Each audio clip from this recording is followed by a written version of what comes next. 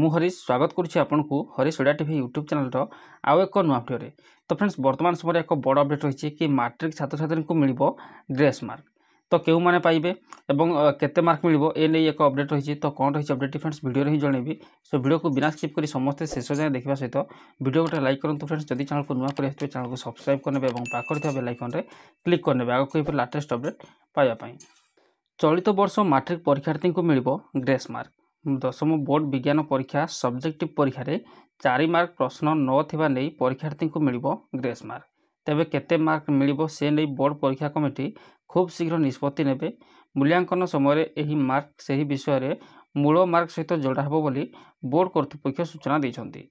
ତେବେ ବିଜ୍ଞାନ C set ପ୍ରଶ୍ନପତ୍ରରେ 4 mark କମ୍ ରହିଥିଲା, ଯାହାକୁ ନେଇ ପରୀକ୍ଷାର୍ଥୀମାନେ ଚିନ୍ତାରେ ଥିଲେ। ସେହି ସମୟରେ ଏହି ଖବର ପ୍ରସାରିତ ହେବା ପରେ ବୋର୍ଡ଼ ସଭାପତି ତ୍ରୁଟିକୁ ସ୍ୱୀକାର କରିବା ସହ ଯେପରି ପରୀକ୍ଷାର୍ଥୀଙ୍କର କ୍ଷତି ନ ହେବ ବିଚାର କରାଯିବ ବୋଲି କହି ପିଲାଙ୍କୁ ଆଶ୍ୱସ୍ତି ପ୍ରଦାନ କରିଥିଲେ।